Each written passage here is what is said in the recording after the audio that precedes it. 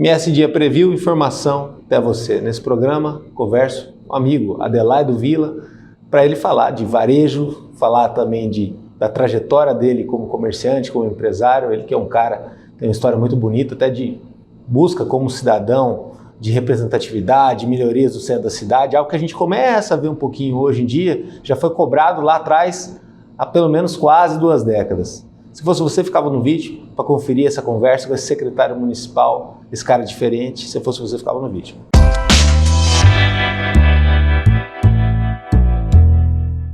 Adelaido. Prazer. Valeu.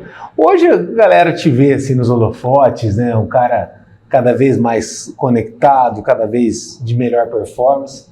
Mas é uma trajetória que ela vem de muito tempo, né? Eu lembro de você dando entrevista lá no começo do século, no começo dos anos 2000, reclamando de poste que não estava funcionando, reclamando de abandono do centro de Campo Grande e o impacto que isso teria para a economia da cidade, né? Lá atrás. Muita coisa mudou, muita coisa melhorou, tem o Reviva Centro aí a partir disso, ainda está uma transformação ainda em curso, mas aquela rua lá, 15 de novembro, ali quase na altura da Rua Barbosa, onde você cobrava muito, ali ainda precisa melhorar um pouquinho mais, o cinema desativou, quer dizer, você tem espaços de Campo Grande que vão ficando abandonados e é difícil também para o poder público dar uma utilidade para aquilo e mais ainda para o empresário heróico sobreviver naquela questão, né? É uma trajetória já de algum tempo, né, Danilo? A gente teve a oportunidade aí de vivenciar a cidade de uma forma diferente, né? Muito mais do que apenas ficar queixoso, reclamando, nós procuramos também mobilizar pessoas, né, trazer gente para participar de toda a discussão, fazer com que as coisas acontecessem, né, de uma forma a participação popular, né, o cidadão entender que não é só eu pagar um imposto, mas eu também participar dessa administração. E orientar, né? Porque às vezes ninguém sabe melhor da própria rua do que quem mora lá ou quem tem a empresa ali, né? E sempre foi uma discussão que a gente travou no sentido de que muitas vezes o poder público te oferece um sapato que não serve no teu pé, né? E você não tem ideia de como comunicar para esse poder público o número que você calça. E ali nós começamos a ver uma grande intensidade de audiências públicas. Você pode ver que no campo político... Quando você fala isso, depois você integrou o Conselho de Segurança do Centro, lá naquele começo, e aí, para o cara que é mais jovem, para quem vê a política de uma forma superficial, mede tudo por performance. Mas não tem a ver só com performance. Ali tem muita gente falando, são vários discursos, um atravessando o outro, mas a persistência, a clareza no que vinha falando e a obviedade naquilo que você alertava era o fundo fundamental para poder surgir aquele Adelaido, que depois permaneceu em outras lutas, né? Amplificou aquele debate. E nós vimos um avanço político, né? Vimos aí um amadurecimento muito legal da Câmara de Vereadores, através das audiências públicas. Era uma coisa assim que não era muito comum, né? E a partir dali a gente viu, e hoje nós temos inúmeras audiências públicas. Quer dizer, acaba que um gesto simples motiva toda uma evolução democrática com uma participação mais atuante da população, né? Nos falta ainda, quanto população, quanto cidadão, participar mais das audiências públicas, estar mais dentro dessas discussões, porque aquele que é eleito, muitas vezes, ele desconhece da verdadeira realidade que você está vivendo ali. E você, quando cidadão, tem a obrigação, né, o dever de também transmitir as suas necessidades. Não ficar só no campo da reclamação, sabe, Danilo? Mas ajudar a construir uma cidade que realmente a gente deseja. Eu entendo que, assim, fui muito feliz, tinha um grupo muito forte junto, né? Onde a gente teve a possibilidade de poder transmitir essas necessidades e parte delas foram ouvidas. Hoje, estando do outro lado, né? E conhecendo todo esse processo muito bem, acho que poucos políticos do Mato Grosso do Sul conhecem tão bem essa situação, uma mobilização real, né? Um cara que é cidadão, cruzou toda essa fronteira, hoje está atendendo a população da melhor forma, sem essa distância que era lá atrás. Com certeza. Né? Você vê o poder público talvez mais sensível, mais humano. Hoje a gente tem uma prefeita em Campo Grande que pegou uma bucha, né? Não por conta do antecessor, disso, aquilo, mas assim, é um momento importantíssimo para a cidade, que ela caminha, está muito próximo de atingir 1 milhão de habitantes. Fosse quem fosse o gestor ou a gestora desse momento, é um momento histórico para a cidade, né? E que esse marco também vem com um monte de ônus, um monte de pressão e um monte de questões a serem discutidas, né? Uma cidade que ela ficou confortável nos seus 800 mil habitantes, 600 mil habitantes por um bom tempo, né? E durante, quem olha para trás, talvez a gente não conversando com os mais velhos vai ver isso, teve também momentos de crescimento vertiginoso onde surgiram problemas, tiveram que aparecer obras, né, para se estruturar. É um mecanismo vivo, né? E ela vai evoluindo e vai se construindo. Mas só para pontuar de forma muito clara, eu não entendo que eu estou do outro lado, sabe? Até porque o Adelaide continua o mesmo. Eu estou hoje secretário, mas eu sou o Adelaide, né? Então não me vejo de um lado daqui ou de lá, eu continuo no mesmo lado, fazendo as mesmas coisas, logicamente que com um nível e um grau de muito mais responsabilidade, mais conhecimento e buscando constantemente... Mas sem perder a conexão, né? Sem perder a conexão, tá? Porque se eu perder essa conexão, deixa de ter sentido o que eu estou fazendo, né? Eu continuo fazendo as mesmas coisas com muito carinho, com muito amor, defendendo e até muitas vezes sendo questionado por algumas defesas, inclusive internamente, né? Porque eu acredito muito na produtividade, eu acredito muito na nossa capacidade de produzir, né? Sem necessariamente viver daquele assistencialismo que só nos castra, que só nos coloca numa condição pejorada, né, de dificuldade. Então eu entendo que nós temos que progredir, nós temos que evoluir, nós temos que ter capacidade de ter essa mudança social, né, de buscar novos caminhos, novas oportunidades. Quando eu recebi o convite da nossa prefeita, eu fiquei muito, muito honrado, porque a missão é muito nobre.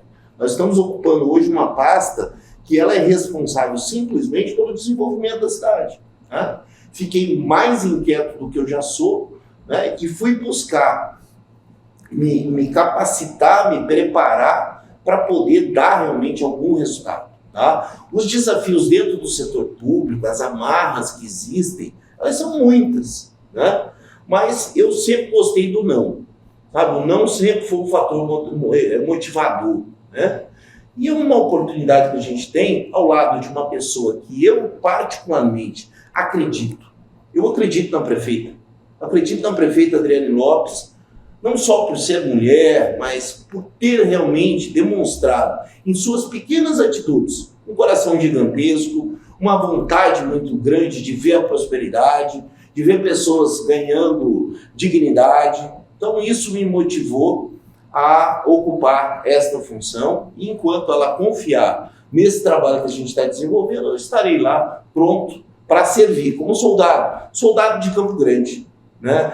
Eu amo a minha cidade e pretendo cada vez mais fazer com que ela cresça. Nessa reforma que ocorreu, você foi um dos primeiros até aí para essa nova gestão da Adriane, né? Sim, penso que fui o primeiro secretário a ser chamado por ela. Ela me deu posse. Isso é simbólico também, né? Muito Isso bacana. É importante para mim. Isso foi muito importante, foi um gesto de confiança, né, que ela dedicou, e eu procuro corresponder a essa confiança, porque realmente ela pegou uma tarefa árdua, né? Nós estamos em um processo de transição, porque veja, Daniel, nós passamos 2 anos de pandemia. Quais os resultados dessa pandemia? Os resultados financeiros foram dolorosos, perdemos muitas pessoas queridas, mas nós tivemos um resultado que ninguém mensura, que é o psicológico. Muitas pessoas ficaram psicologicamente abaladas. Para piorar essa situação toda, nós tivemos um processo eleitoral que foi desastroso, porque nós tivemos uma divisão do povo brasileiro a ponto de um matar o outro, de um agredir o outro, de famílias deixarem de se falar. A discussão programática ficou em segundo plano, né? Totalmente. E assim, uma leva de fake news do lado de cá, do lado de lá. Isso tudo pega um grupo de pessoas que estão abalados psicologicamente, que tiveram perdas financeiras, perdas de entes queridos, junta com essa coisa toda que nós vivemos durante toda a campanha e ainda vivemos, né? De racha, de divisão, de falta de amor, de falta de carinho um com o outro, né? Isso tudo é um desafio muito grande para uma pessoa, né, que está à frente de uma capital como a nossa, né? Sem falar de algo que é, lamentavelmente, parte da nossa cultura, que é a cultura machista, né? Quando você vê uma mulher, você acha que um ser, né, que não seja talvez tão preparado, assim. Ou talvez porque nunca teve. Né? É um retrospecto mais que você tente passar aquela ideia o de que você é ineditismo, uma pessoa evoluída, que você não entende desse jeito, lá no fundinho de uma formação cultural de muitos anos, de discriminação, de tratamento diferenciado, isso ainda são duas rupturas. Quer dizer, a cidade, ela deixando de ser uma cidade com cara de interior, que é o que é a tendência dos próximos anos, né? É uma capital com cara de capital, uma essência, uma metrópole. E essa ruptura, a gente ter uma mulher governando, protagonista, né? Também, e mostrando a importância. Que essa população sofre dessa dor, está tentando fazer uma retomada, está brigando entre si politicamente. Uma conciliação, né? Perfeita. Né? Então, assim, é um momento de desafio, né? Mas eu penso que com todo esse desafio, ela conseguiu manter a serenidade. Está serena, está tranquila, está focada, né? Coloca toda a equipe para trabalhar o tempo todo e penso que ela está vencendo essa fase mais difícil com algo que é fantástico: amor. O amor. Ela ama a cidade e ela quer que todos aqueles que trabalham com ela entreguem o máximo para a cidade. E mais que isso, ela está convidando a cidade para vir junto com ela a fazer gestão. E por isso, o Todos em Ação.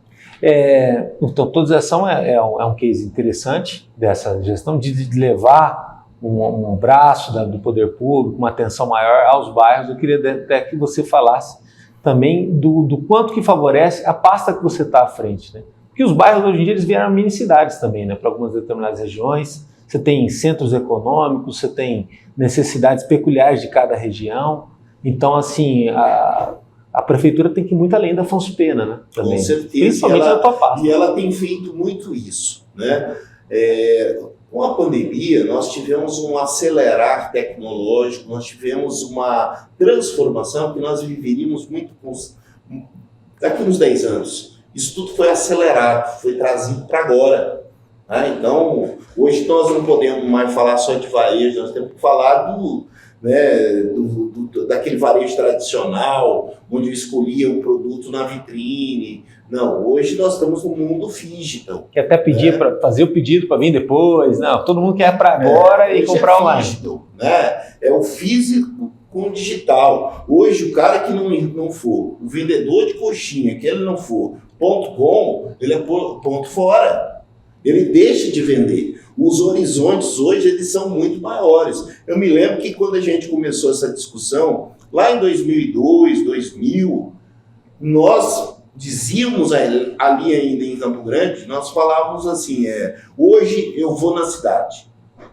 Eu estava me referindo que eu iria ao centro da cidade, mas como nós tínhamos ainda muito intrínseco a cultura rural, nós dizíamos que nós iríamos na cidade, sendo que eu moro no bairro dessa cidade, então eu já estou na cidade. E os acessos são fáceis, né? Quer dizer, você estava a 2 quilômetros da cidade e falava desse jeito. E aí você verifica quantas transformações, né? Por exemplo, o centro de Campo Grande, hoje, olhando para o centro de Campo Grande, quem é o centro de Campo Grande?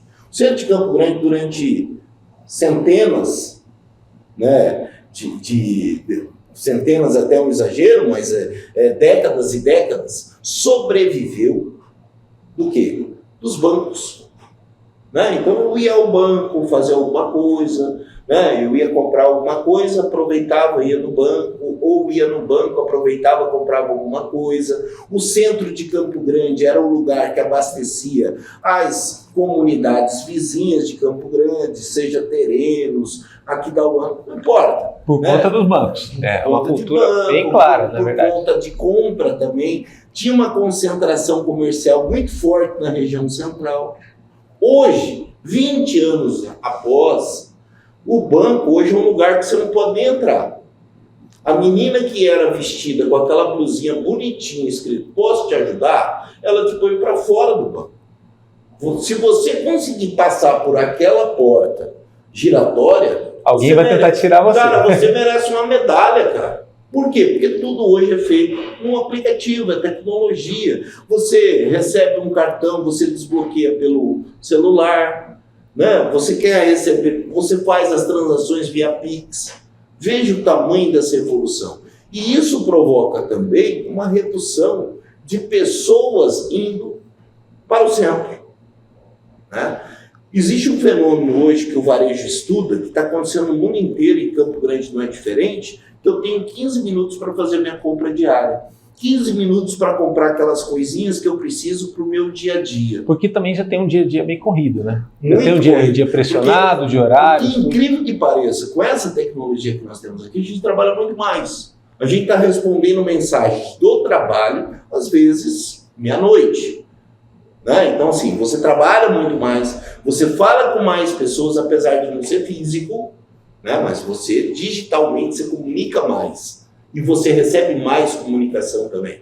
E tem que tomar decisões. É nesse ponto que eu queria, fica uma dúvida boa. Na crise, alguns choram, outros vendem o lenço, né? A gente passou recentemente por um momento traumático para todos. Teve gente que morreu, teve gente que ficou muito doente, tem gente que tem sequela até hoje da Covid. Parece que foi tão longe, né? Mas foi ontem. E durou um tempão, mais de 2 anos, quase 2 anos. Nesse período, a tua figura pública brilha, destaca. Muito por ser alguém que se modernizou, porque foi estudar varejo como um líder da CDL, deu uma amplitude maior para a CDL, que é uma entidade que já existe há muitos anos, mas ela estava um pouco esquecidinha, e se comunicou intensamente com a questão da necessidade do setor produtivo e também fazer com que o poder público não tomasse decisões avulsas com relação ao gerador de emprego e com relação a também quem tem um emprego, porque eu acho que quem teve um emprego nessa época ficou com medo de perder o emprego e da coisa ficar mais grave. Ter referências internacionais te ajudou muito nesse diálogo, que era um diálogo que você estava no meio do tiroteio, você ficava olhando para cá, para lá e tentando acalmar todo mundo e ser uma voz de orientação, né? Falando às vezes com gente que é prefeito, com gente que é governador, gente que é secretário, e todo mundo com a caneta quente ali para tomar decisões às vezes que eram amortecidas justamente pela interlocução que você e vários empresários fizeram. Olha, Danilo, foi um dos momentos mais difíceis da minha vida, tá? Porque mesmo desesperado, eu tinha que manter a calma. Eu tinha que acalmar o dono da padaria, eu tinha que acalmar o dono do restaurante, eu tinha que acalmar o lojista, eu tinha que acalmar o empregado que me perguntava o que eu vou fazer, o desempregado, como eu vou voltar para o mercado de trabalho, a senhorinha que vende a chipa. Eu tinha que dizer coisas boas para essas pessoas, né? Me manter o máximo possível equilibrado e com fervor e com conhecimento, discutir com as autoridades. Discutir no sentido positivo e propositivo, né? Logicamente que eu não fiz isso sozinho, né? Tive a felicidade de ter o apoio de excelentes profissionais, né, que me assessoravam. Tive o apoio da FCDL, Mato Grosso do Sul, a Federação das CDLs, tive um apoio nacional muito forte, porque nós não estamos sozinhos em Campo Grande, né? Nós temos aí mais de 2.000 CDLs no Brasil. Eu faço parte de um grande sistema, que é a CNDL. Para você ter uma ideia, hoje, o presidente da CNDL, ele é o mesmo presidente de todas as entidades representativas dos diferentes setores do Brasil, né? Hoje ele ocupa dentro desse processo sucessório. Então, todas essas orientações, elas me ajudaram a superar aquele momento. Mas dizer para você que foi desafiador, foi muito. Porque muitas vezes eu entrava com uma reunião daquela de até 3, 4 horas. Eu lembro que do lado da imprensa, às vezes a gente tinha sempre, eu acho que não só a mim, mas vários veículos, você sempre foi um cara muito acessível, muito atencioso com jornalistas, e você falava, olha, eu vou entrar nessa reunião, eu não sei que hora que saio.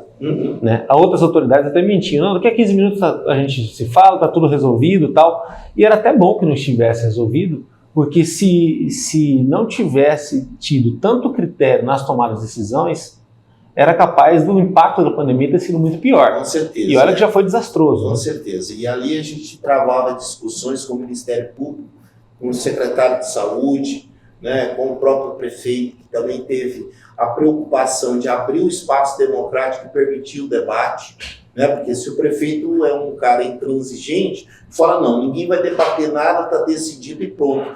Quem é que quer se responsabilizar pela morte de alguém? E eu vou te falar, em muitos momentos eu saía dali e chorava. Por quê? Estava lutando pelo meu setor, não para que ele irresponsavelmente ficasse aberto. Não era isso. Eu só tinha que tentar convencer aquelas pessoas que se eu restringo o horário de funcionamento, eu aumento o fluxo de pessoas. Nós tínhamos uma pandemia que ninguém tinha solução para o problema. Então nós temos que criar o quê? Ferramentas para conviver com isso. Agora, é interessante até, porque tudo se conecta, né? Você explicando, e vai poder até explicar mais, o hábito de consumo das pessoas, que não é mais só ir até o local. Dependendo, se precisar, como aconteceu na pandemia, compra tudo online. Até supermercado hoje em dia você tem como comprar pelo aplicativo. Então, teoricamente, os poderosos, né, os barões das decisões, eles poderiam se isolar na casa deles, né, sendo servidor público, receberia em dia, comprava tudo online, né, e estava tranquilo. Agora, o empresário, coitado, que ele tinha que abrir a porta, ou até o dono de restaurante, às vezes ninguém ia lá conferir a realidade dele. Né? E se fosse, já chegava com truculência. Né? Não estou falando aqui em Campo Grande, mas em outros lugares de São Paulo, isso é muito questionado. Né? Então você tem que explicar a tua realidade, o que de certa forma é até uma humilhação, né? Eu acredito que o empresário, né? Ele fala, olha, ele tem que contar, olha, eu estou muito ferrado, tá difícil para mim. Aliado a estudo, a integração nacional de informação era o grande segredo, né? Porque se você não fosse assim, era básico. O que acontece? Estava cada um no seu quadrado. Com certeza. E assim, a gente tinha estudos todo momento chegando para nós. Nós tivemos a felicidade de ser os percussores aí. Quando estourou a pandemia, nós não tínhamos um procedimento de como manter abertos os estabelecimentos. Contratamos uma infectologista que tinha uma experiência, mas uma experiência no trato de pessoas que trabalhavam em lixão. Tá? Ela pegou essa experiência dela, juntou com aquilo que a gente tinha aprovado já em termos de Organização Mundial da Saúde e transformou isso em alguns regramentos. Nós apresentamos a Semadur começou a aperfeiçoar aquilo que a gente tinha apresentado. E aqui em Campo Grande nós temos o primeiro cameló do mundo do Brasil que foi aberto aqui em Campo Grande. Né? O primeiro shopping do Brasil foi aberto aqui em Campo Grande, com regramentos, com medidas de distância. E com controle de casos, né? De mortes. Né? Não, fantástico o trabalho, eu acho que foi um momento assim. Mas o que eu aponto para você assim como dor é que ali você defendia todas essas pessoas e ao mesmo tempo você carregava dentro do seu coração a preocupação. Será que eu estou no caminho certo? Será que a gente não tem que parar com o estudo e todo mundo para casa? Entendeu? Vinha essa cobrança interior. Né? Porque nós tivemos colegas, lamentavelmente, pessoas que, assim, sem nenhuma sensibilidade, que diziam, não, você é um homicida, você está brigando para abrir. O problema era a garantia, né? Vamos supor, você podia fazer tudo para deixar o mais estável possível, mas alguém ia continuar morrendo e alguma empresa ia estar continuando fechando. Com certeza. E uma coisa que a gente percebeu, né? O desconhecimento de muitas pessoas sobre a atividade. Quem está no poder público é necessário que ele conheça um pouco mais da atividade. Porque eu tinha pessoas, autoridades que diziam, não, resolve isso com delivery. Como se delivery fosse eu pegar alguma coisa, colocar dentro de uma caixinha e falar, ô, moleque, vem cá, põe na moto e leva lá. Cara, delivery é uma empresa.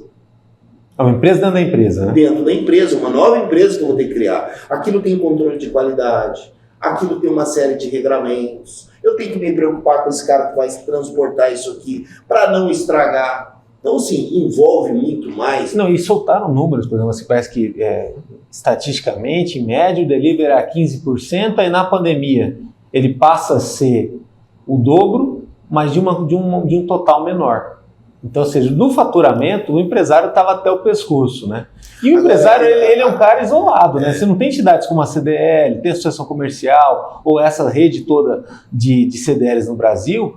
Esse empresário, ele está ferrado, ele está perdido. Ele tem um contador dele para poder dar suporte, ele tem um advogado, né? Às vezes até o advogado é da família, a família dele, para trocar uma ideia, às vezes a família trabalha junto, mas se ele não tem essas entidades, ele é uma pessoa atrás de uma mesa, pressionado na tomada de decisão e tendo que manter o emprego dos outros, tal, com certeza. Num país que rebenta ele de impostos. E é uma coisa muito séria, né? Porque tudo bem, eu compro tudo pelo delivery, né? Mas e se eu não tenho nada para comprar? Se eu não tenho dinheiro para pagar por esse delivery? Eu precisava produzir, eu tinha atividades que eram presenciais, somente presenciais. Tá? E o estoque, né? A pessoa precisava trabalhar para poder comer. Por exemplo, o trabalhador da construção civil, né? Os pedreiros que termina a calçada na frente da tua casa precisa receber porque ele já tem coisa para pagar ali. Quer dizer, isso tudo foi um grande bolo, né? Um garçom. Dizer para mim que um garçom, que muitas vezes está ali informalmente trabalhando, ele tem gordura para queimar, para esperar passar a pandemia? Não tem. Né? Então, estas eram uma das preocupações que a gente tinha e, com certeza, né, garantir o respeito a tudo. Né? Mas chegamos num momento que foi um momento sim, muito duro, que só nos coube realmente. Foi um momento que a gente percebeu que as autoridades já não estavam mais nos ouvindo, existia uma resistência muito grande, um olhar muito endurecido, né? A vacina não estava chegando. E você fala no segundo semestre de 2020. E aí a única coisa que nos coube foi uma grande mobilização, onde nós tivemos que movimentar mais de 3 mil veículos, né? E pedir uma audiência com o governo do estado, que nos recebeu, e a partir dali a gente voltou a ter um discurso, ter uma conversa, ter um diálogo. Foi muito positivo. Uma coisa que eu percebi que fortaleceu muito nesse período todo é o associativismo. Né? Nós, por cultura, seja pela formação, seja por vir pessoas de muitas regiões do Brasil e do mundo morarem em Campo Grande, nós não tínhamos até então a capacidade de sentar e conversar. Né? E a gente percebeu que essas pessoas começaram a fazer isso. Nós tivemos um crescimento da CDL, saiu de quando nós chegamos de 1.800 associados, passou para 2.500, e durante a pandemia nós chegamos a 5.700 associados. Muito pela potência da entidade também, né? Que se expôs, principalmente pela necessidade desse empresário conversar, trocar ideia, entender, porque muitas vezes a tua dor é a mesma que a minha. E você se frustra, se entristece, achando que você é um incompetente na administração. Só que a tua dor é a mesma que a minha, e isso pode estar refletindo o quê? Uma realidade mercadológica. Então, o antídoto, ao invés de você ficar se culpando, o antídoto é outro. Eu tenho que buscar fora. Por quê? Porque ela está atentando contra o bem-estar de vários empresários. Agora, no pós-pandemia, claro que a pasta que você lida não é só comércio, né? É ciência, tecnologia, agronegócio, que é uma pérola, né, para o nosso estado. Mas, assim, é muito triste também, apesar das intervenções que estão ocorrendo no centro, muita loja com porta fechada, plaquinha de aluga, plaquinha de venda de ponto, né? E isso não é de agora. Não é por conta da intervenção, não é por conta da pandemia. Às vezes aquele processo de desgaste que você já alertava fazia anos, né? E que se demorasse para resolver... Quando você interfere da forma como que você interferiu, tirando todas as fachadas. Ali foi determinante para a quebradeira, né? Aquilo ali foi muito forte. Depois disso, você tem vários outros fatores. Hoje você não precisa mais ir ao banco. Você faz tudo no aplicativo. Então eu não preciso ficar indo ao centro. Tá? Depois você tem aquele processo de vagas de estacionamento que foram reduzindo. Isso aí também é uma necessidade. Transporte coletivo que piorou muito. Né? E uma coisa que nos preocupa é que hoje nós estamos tendo a oportunidade de discutir junto com o Plano Urb, de estar mais próximo do alinhamento das informações, que é o que nós queremos para o nosso centro. O centro tem um aparelho, né, urbano fantástico, que ele fica completamente esvaziado no período noturno, e que nós precisamos colocar gente morando lá. Porque se o movimento hoje é que eu consuma próximo da onde eu moro, se o movimento hoje é que o trabalhador trabalhe próximo da onde ele mora, eu preciso colocar mais gente morando no centro. E esta é uma estratégia que a Prefeitura de Campo Grande está trabalhando, para colocar mais gente morando no centro. Porque aí eu crio um novo público ali. Agora, quanto à questão de vários estabelecimentos... Por isso a preocupação tão grande com a acessibilidade, com a adequação dos espaços. Com mais qualidade ali dentro da área central. Uma grande preocupação que eu percebo, assim, que a gente precisa reavaliar, é os donos dos imóveis do centro. Nós temos muitos proprietários ali que os seus pais faleceram e ficou na mão do espólio, né, daquele grupo familiar. E aquele grupo familiar precisa rever valores de locação. Eu tenho 1 metro quadrado ali no centro de R$2.000, sendo que com R$2.000 eu loco uma sala grande lá no bairro. Eu tenho normativas de comportamento dentro do centro que eu não tenho no bairro. Por exemplo, no centro eu não posso usar a minha vitrine como eu uso no bairro. Eu não posso ter um toldo como eu uso no bairro. Eu não posso usar um refletor, vários chamamentos aí de clientes publicitários. Eu não posso usar porque eu tenho uma lei da cidade limpa. Então veja, acaba se tornando mais fácil eu ir para o bairro do que eu ficar no centro. E dependendo da densidade populacional, até mais rentável também. Mais rentável, eu posso até vender menos. Ele vai e não volta, né? Eu posso vender menos, Danilo. Eu chego lá no bairro, eu posso vender menos. Tá? O meu funcionário, porque ele mora ali perto, ele consegue almoçar na casa dele, ele consegue ver o filho, ele não passa 2, 3 horas no transporte coletivo, ele não precisa acordar tão cedo para chegar aqui.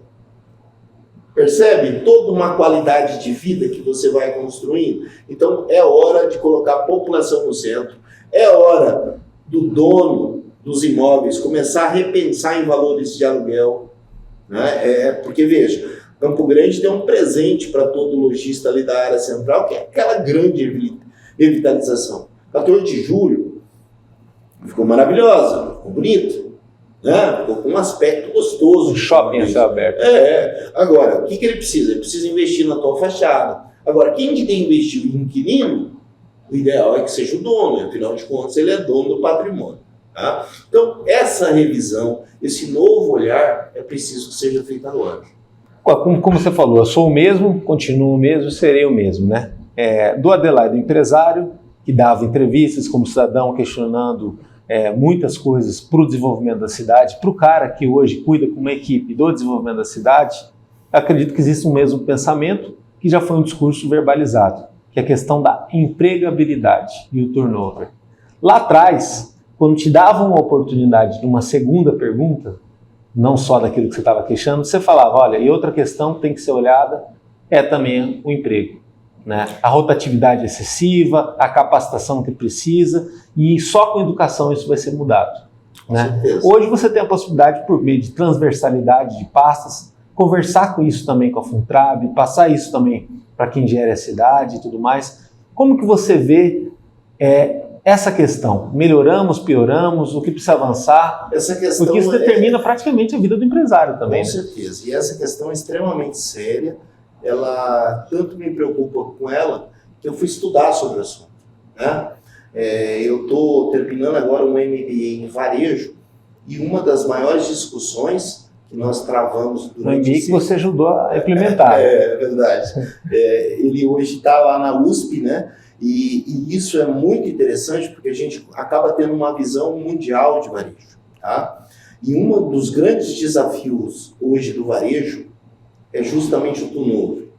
Nós temos várias gerações entrando no mercado e cada geração traz com ela, né, os seus propósitos, os seus princípios e aquilo que movimenta ele, que faz com que ele trabalhe. Hoje você tem um turnover muito alto, principalmente da nova geração. Por quê? Porque o propósito, muitas vezes, não está muito claro para ele o que ele está fazendo ali. A missão da empresa. Ele não está entendendo. É aquela coisa que parece de faculdade. É um baby boomer que acha que as pessoas têm que se interessar pela empresa somente porque é a empresa que paga o salário dele. E ele não cria razões para fazer com que você trabalhe para ele com alegria. Fala, não, eu não estou só trabalhando por aquilo que eu recebo. Ele está pagando o meu trabalho, mas eu estou trabalhando porque eu tenho um propósito. Ou seja, isso é um pedaço da vida da pessoa que às vezes pode integrar um outro pedaço maior, né? É uma trajetória, né? A timeline da vida dela. Então, assim, ele vai precisar ouvir mais. Você veja as crianças hoje. As crianças hoje debatem conosco com uma razão fantástica. Aquilo não é malcriação, aquilo ali é boa criação, gerando cidadão que está debatendo conceitos e princípios, paradigmas que precisam ser quebrados. E isso não é diferente dentro do mercado de trabalho. Você vê filho fazendo questionamentos, logicamente educados, para pais, por que disso? Por que tem que ser assim? E de repente tem pai que fala, não, tem que ser assim porque eu quero. E as coisas acontecem assim também dentro do varejo. Né? E isso tudo precisa ser observado. A liderança de loja, a liderança varejista, ela precisa se atualizar. Ela precisa estudar as gerações para entender como que pensa cada geração dessa. Eu vejo muita gente falando que está faltando qualificação. Só que o que ele está dizendo naquele momento é que está faltando adestramento. Não é qualificação. Também falta qualificação. Mas o que ele quer é um funcionário adestrado.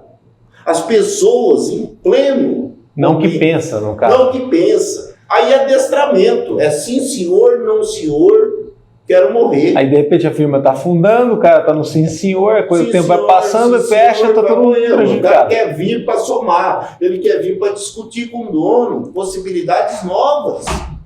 E o cara não está pronto para isso. Aí ele fica procurando o quê? Funcionários adestrados. Gente, não vai conseguir. Sabe, o período baby boomer de dominação, ele está se encerrando, vem geração X logo na sequência, mas tem muito X ainda com olhar de baby boomer.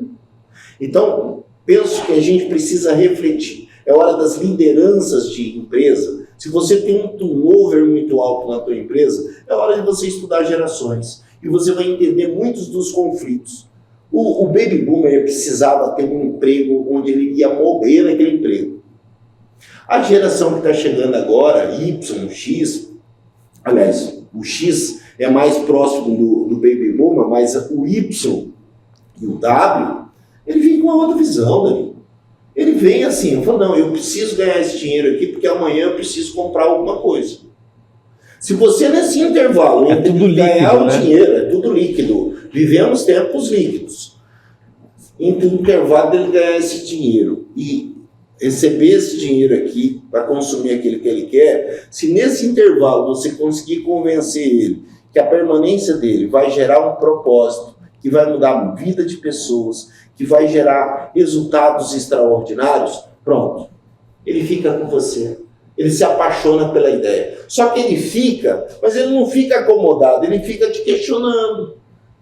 Você está preparado? Ele fica com o radar ligado, igual o cliente também que tem 15 minutos para consumir. A gente falou de missão, toda empresa tem missão, visão, valores, né? A tua pasta, a Cidagro, ela é uma pasta de visão, necessariamente, né? Cuida da missão da cidade, que é uma cidade que tem que crescer, mas você tem que ser um visionário, você tem que ser um maluco que olha para o futuro e já enxerga uma cidade diferente, tem que fazer esse exercício e fazer todo mundo em volta fazer esse exercício, e quem não estiver fazendo, você tem que estimular isso. É notório que muitas empresas tradicionais em Mato Grosso do Sul, e eu não vou nem dizer o nome, porque isso seria até tocar demais na ferida, elas são frágeis ao ponto de chegar uma empresa de fora e engolir.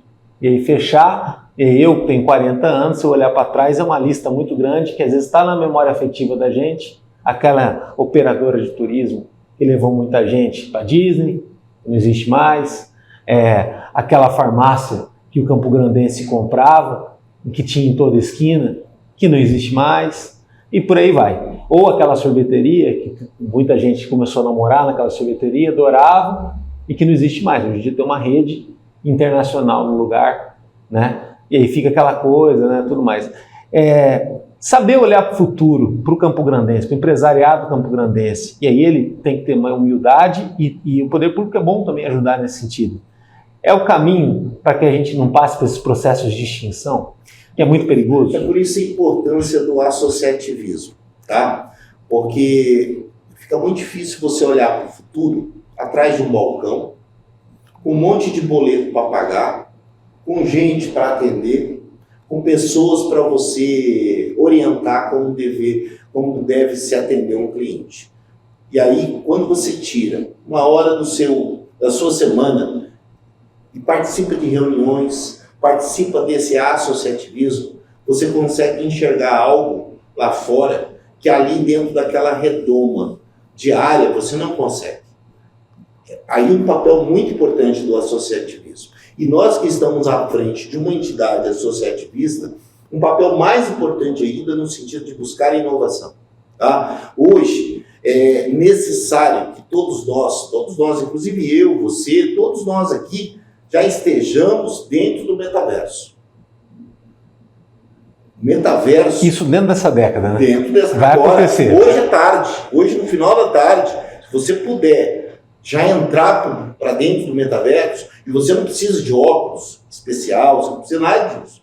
Existem uma série de programas, né, que você já pode entrar e já começa a conviver com esse ambiente. A escolha de compra vai se dar dentro desse metaverso.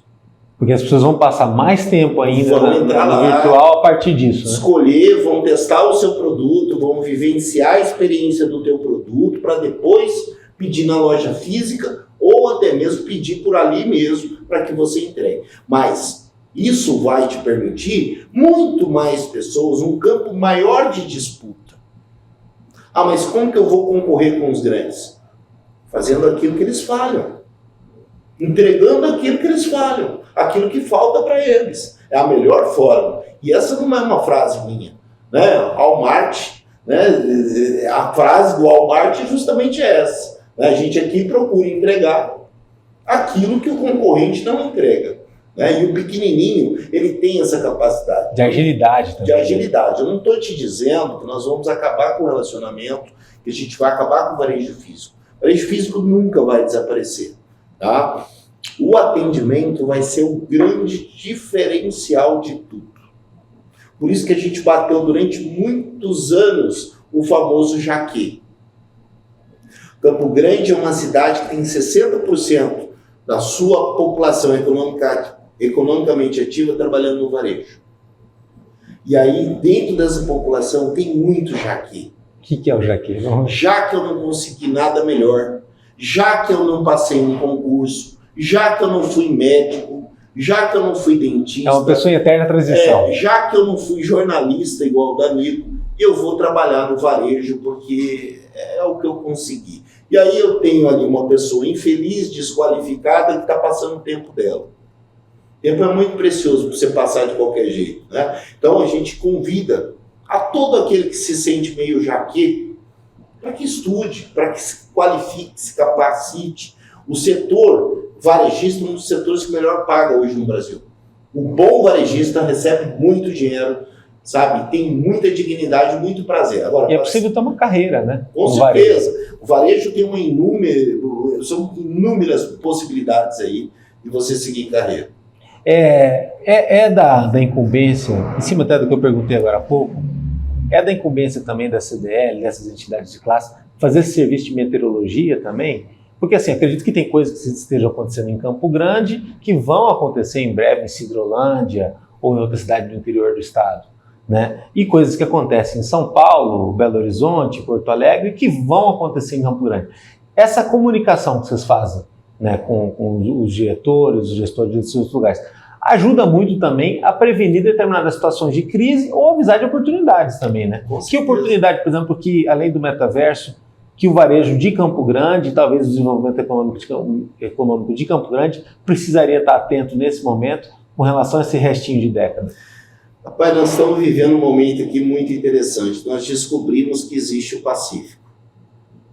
Nós descobrimos que nós temos irmãos latino-americanos que desde que o mundo é mundo, desde que nós chegamos aqui nessa terra amada chamada Brasil, a gente briga com esses latinos americanos aí, né, com Argentina, Paraguai... Como se fossem duas Américas do Sul. Como se fosse um monte, né, E isso tudo a gente sabe por quê. Nós fomos incentivados a fazer isso, né? O povo brasileiro é o único povo que fala português dentro da América Latina, né? Os demais países falam espanhol. E hoje, aqui em Campo Grande, nós estamos tendo uma grande oportunidade. Tudo que eu compro no varejo de Campo Grande, eu vou buscar lá no Sudeste. Aí eu tenho um atravessador, parte disso tudo não é produzido no Brasil, é produzido na China. De repente, Campo Grande olha e vê que tem um caminho para o Pacífico. O governo do estado construindo aquela ponte tão sonhada para todos nós, enquanto isso a gente já está descobrindo outras rotas, né? E estamos chamando essas rotas de RILA, Rota de Integração da América Latina. Por que integração? Porque nós não queremos só levar produto e trazer produto, nós queremos integrar a cultura. Nós temos um bloco econômico fantástico. E Campo Grande se colocando como um grande hub distribuidor de produtos para o Brasil e também para a América Latina. A chegada do nosso produto via Chile vai nos dar uma economia de até 13 dias. O navio que sai da China, que chega pelo Pacífico, ele é muito maior. Não precisa passar lá para o Canal do Panamá, ele não precisa fazer várias outras coisas. Então, assim, ele chega com um custo mais barato, mais eficiente e melhor. A gente sai da mão do atravessador do Sudeste. Ou seja, reinaugura a economia local. Reinaugura. A sacoleira que hoje acorda de madrugada, pega o ônibus, corre risco de assalto na estrada, vai lá na feira da madrugada em São Paulo, traz a sua sacolinha para vender em Campo Grande, ela vai poder fazer isso, só que de forma diferente. Ela traz a roupa do Chile e distribui para o Brasil. Ela vai ter a feirinha. Ela vai ser dona dessa feira. É para isso que a gente está chamando Campo Grande, para olhar para o Pacífico. E aí envolve aprender uma língua diferente, envolve fazer uma modalidade de comércio diferente. Quer dizer, é um outro mundo que está muito perto, está na nossa porta. Está para acontecer. Já está acontecendo. Eu tenho procurado nos meus finais de semana dar uma chegada ali próximo, no Paraguai. Estive há 3 semanas atrás. Que é um país que também está crescendo num ritmo tremendo. Em Concepción. E lá nós descobrimos que eles tinham uma grande produção de abacaxi. Chegamos com esse abacaxi aqui no Ceasa, o abacaxi que eles produzem lá ia chegar mais barato para o consumidor campograndense, em torno de 40%. Eles estão recebendo esse abacaxi de Concepción. Em compensação, esse caminhão já está voltando, carregado de batata, carregado de cebola, que estava sobrando aqui. E para eles estava faltando. Então, assim, toda essa alimentação, tudo isso está acontecendo. Um outro detalhe. Chile tem épocas do ano que tem apenas 2 frutas. A gente tem capacidade de colocar a nossa fruta aqui. E quando eu falo a nossa, não só produzida em Campo Grande, em todo o Brasil, mas chega aqui para ser distribuída para lá. Que é a história do hub que você falou. Que é a história do hub. Então, assim, são oportunidades que vai do borracheiro até o grande, mega, super empresário. Então, todo mundo vai ter oportunidade. Agora, nós temos que estar preparados. Nós temos que estar em condição de receber essas pessoas, em condição de fazer negócio, né? E olhar um pouquinho para fora da caixa. Eu tenho certeza. Em breve, quero trazer para ti aqui já uma rota que nós estamos preparando, rota aérea. Nós temos condição hoje de transportar parte da nossa proteína de qualidade com cortes especiais para o Chile e trazer do Chile algo que tem de sobra, que é o salmão. Imagina a gente mandando o salmão para todo o Brasil, além de estar recebendo aqui, né, em Campo Grande, poder fazer um consumo melhor de ômega 3. Né? Ou seja, encurtar as distâncias. Parabéns por ser tão visionário. Eu acho que é a tua qualidade diferencial. É um leão também naquilo que você abraça. E que eu só desejo que você continue da mesma forma, porque acredito que pessoas como você não têm limites para atingir grandes objetivos. No bom sentido, eu falo do não ter limites. Eu lembro com muito carinho do Adelaido, lá no começo, dando entrevista, cobrando da rua que ele tinha um comércio, depois cobrando da região central, e hoje você cuida do desenvolvimento da cidade, que é uma capital, e estaria credenciado, ou está credenciado, a falar de desenvolvimento em qualquer região do Brasil, se for dar uma palestra, se for falar de Mato Grosso do Sul. Então não teria alguém mais preparado para estar à frente dessa pasta, para estar com essa responsabilidade num momento tão importante quanto esse da Rota Bioceânica e de tantas outras transformações como você. Acho que não foi à toa que a Adriane fez essa escolha tão imediata por ti. Eu costumo dizer que eu fui muito prestigiado e muito privilegiado por Deus, porque Ele me deu bons amigos que falam tão bem assim de mim, né? Eu espero poder sempre honrar esses amigos, tá? E eu agradeço tua amizade, teu carinho, dizer que nós estamos a serviço, o Adelaide continua Adelaide, né? Estou secretário hoje, mas continua Adelaide. Aonde eu estiver, Danilo, você pode ter certeza que eu estou brigando pela evolução da nossa terra, para que a gente realmente consiga ver as nossas potencialidades, né? Eu acredito muito nisso, de verdade, de coração. Não importa a idade que eu estiver, eu vou estar, né, acreditando nisso e procurando de alguma forma somar. Hoje eu sou soldado da prefeita Adriane Lopes, né? Enquanto ela me quiser no seu exército, estarei lá servindo. Mas, acima de qualquer coisa, soldado de Campo Grande. Perfeito. Obrigado. Valeu. E acompanhe nosso trabalho no www.msindia.com.br. Lá no YouTube tem os cortes, as entrevistas completas e também tem muita coisa no Instagram, no Facebook, nas redes sociais do jornal. Até a próxima.